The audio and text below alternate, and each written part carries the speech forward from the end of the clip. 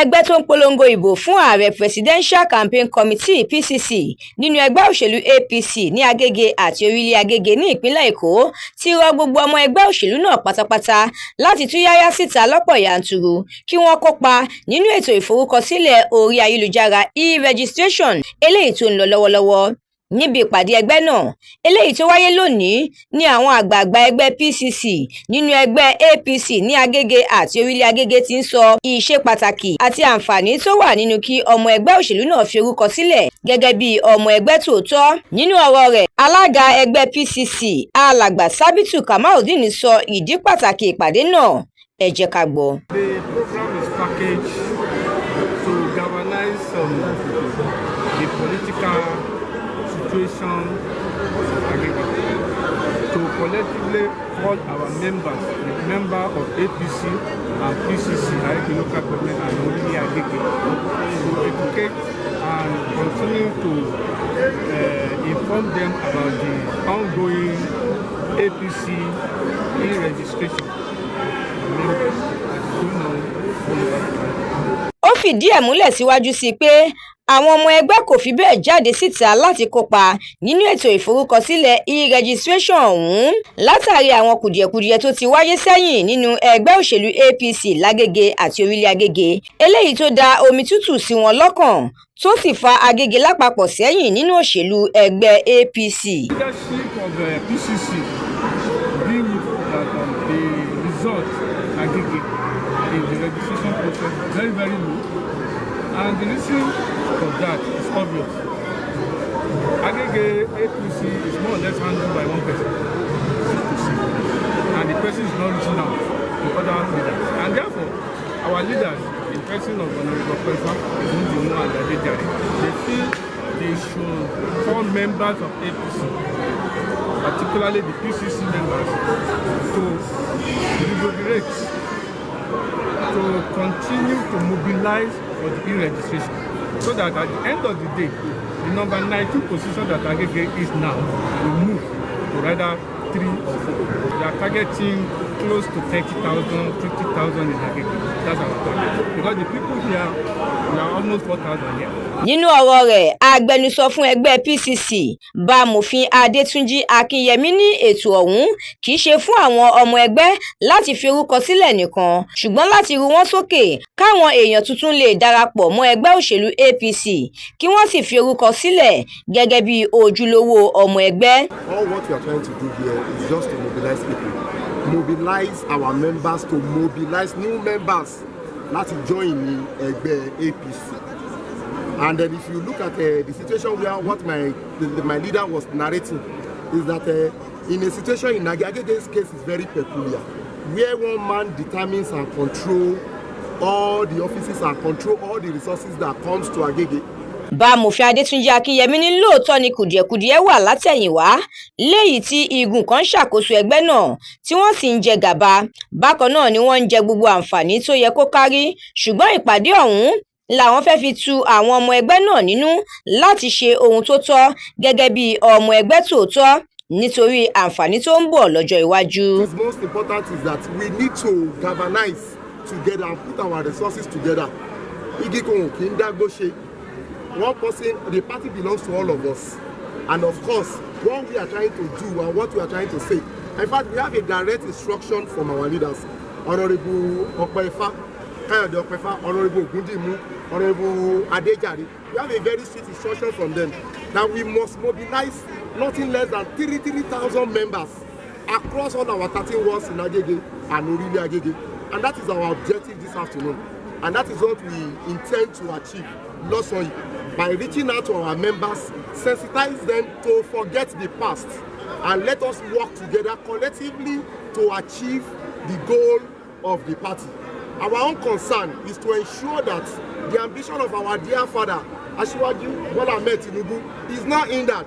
Síwájú sí níbi ìpàdé náà, àwọn àgbààgbà ẹgbẹ́ PCC nínú ẹgbẹ́ òṣèlú APC ní Agege àti Orile Agege náà bá àwọn ọmọ ẹgbẹ́ náà sọ̀rọ̀ lọ́kọ̀ọ̀kan èjèèjì. Ẹ jẹ́ ká gbọ́ ohun tí wọ́n sọ.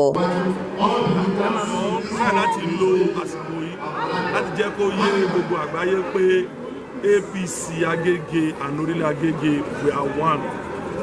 and we are working together to make this party great and great.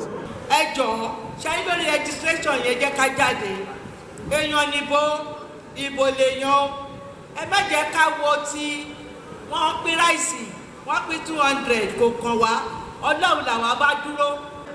Mo wá fẹ́ kẹ́ ẹ jẹ́ ká dìde. Ṣé rí káàdì tó ń sọ yẹn? Ẹ jẹ́ ká lọ gbà ó ti APC.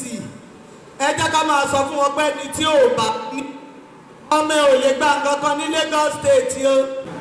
A túbọ̀ wá sọ fún wa, ẹ jẹ́ ká padà sádùúgbò, ká lọ kó àwọn èèyàn tuntun àti àwọn èèyàn wa tí wọ́n bá ti ṣe registration.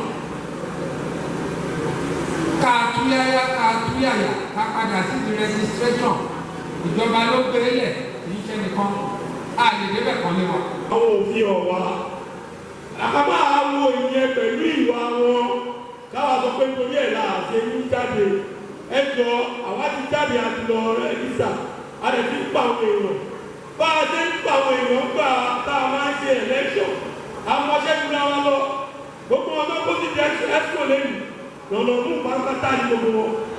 Àkàìmọye àwọn ọmọ ẹgbẹ́ ló sọ̀rọ̀ níbi ìpàdé ọ̀hún tí kó wa wọ́n sì fi ẹ̀dùn ọkàn wọn hàn táwọn míín sì rọ àwọn ọmọ ẹgbẹ́ tó kù láti má wo dídùn ìfọ̀n kí wọ́n má bàa ọ̀rá dègùn. Ṣáájú tẹ̀lé fẹ́ sọ this time around, òun ni fún àwọn ọ̀gá wa, wọ́n máa sùn mọ́ o, because èyí tó kọjá chairmanship tó kọjá tó bá sọ pé ilé ìkọ́ ló máa wọ̀, wọ́n lè fi gbogbo ìfọdúrà pé rárá ni. Àjọ́dọ̀ dìde wọ́n ní ẹ lọ ṣiṣẹ́ ẹgbẹ́. Àwọn òbí ṣiṣẹ́ ẹgbẹ́ tí sáà láti mọ́ o. Kò sí pé ẹ lọ ṣiṣẹ́ ẹgbẹ́ mọ́ tó bá ti tún ṣe rubbish. Akadúró bọ́ ni kò sẹ́ni máa lọ ṣiṣẹ́ ẹgbẹ́ mọ́ in ọ́fíìsì náà. Sẹ́ni tó bí mi náà dùpẹ́, àwọn nígbà wọ́n dà, ara wọn dà. Tí ìjọba ń fẹ́ yẹ,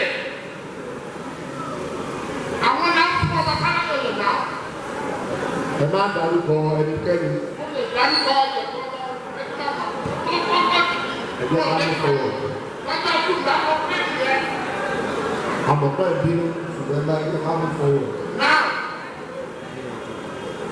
ẹni pé kájọ sọ̀kan náà, àjọ sọ̀kan náà o, tí ìbò bá dé àjọ sọ̀kan náà kéde ní. Àdéhùn ìdílé bàbá mú ẹ̀. Bàbá mú ẹ̀. Wọ́n ní ọba pálọ̀tì.